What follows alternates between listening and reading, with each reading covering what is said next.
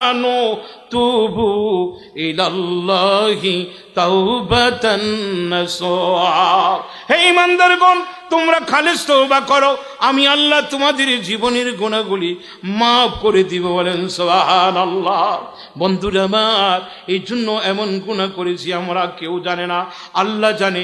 এই জন্য এই গভীর রজনীর মধ্যে এসে এই ওয়াজ মাহফিল আসলে এতক্ষণ আমরা অনেকে, এই দেশে অনেক মানুষ আছে ঘরের মধ্যে ঘুমাইতেছে, অনেকে অনেক রকমের কাজ করতেছি, আমরা এখানে এসে আল্লাহর কথা বলতেছি, জিকির আজকার শুনতেছি, আল্লাহর রাসূলের কথা শুনতেছি, নবীর সাহাবীদের জীবনীর কথা শুনতেছি।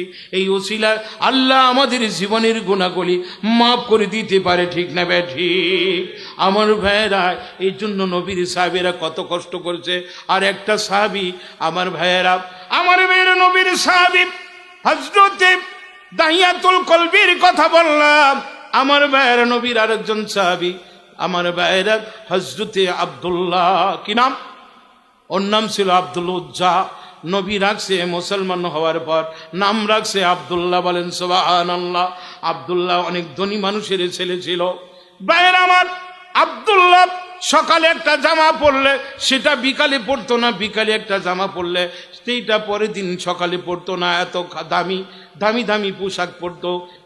সেই আব্দুল উজ্জা আমার নবীর হাতে বায়াত হয়ে গেল, নবীর কাছে মুসলমান হয়ে গেল।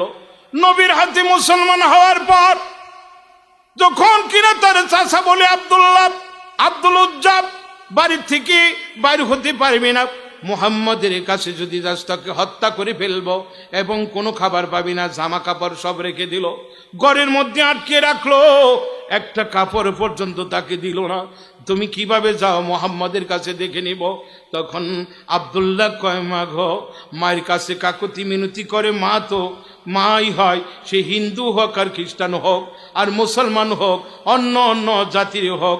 মার কাছে বলে, মা গো, ও মা, এক টুকরা কাপড় দে, আমার নবীকে না দেখলে আমি শুইতে পারি না। মাগো, আমার নবীকে দেখব, আমার নবীর মুখ যদি আমি না দেখি আমি বাঁচতে পারি না গো মা। মাগো, আমি তোমার কাছে জীবনে কোনো কিছু চাই না, এক টুকরা কাপড় আমাকে ভিক্ষা দাও। সুবহানাল্লাহ।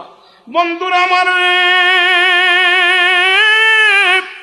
আব্দুল্লাহকে তার মা এক টুকরা কাপড় দিল। কাপড়গুলি দূরে এরকম টান দিয়ে, গায়ে কাপড় নাই, শুধু লজ্জা স্থান ডেকে রাখলো। তখন নবীর কাছে বাড়ির মধ্যে সামনে দাঁড়াইছে, ভোরবেলা, শীতের কনকনা শীত, শীতের মধ্যে শোলগুলি ঠান্ডা হয়ে গেছে, বরফ হয়ে গেছে। বন্ধুরা আমার, তখন ডাক দিক নবীজি কই, আব্দুল্লাহ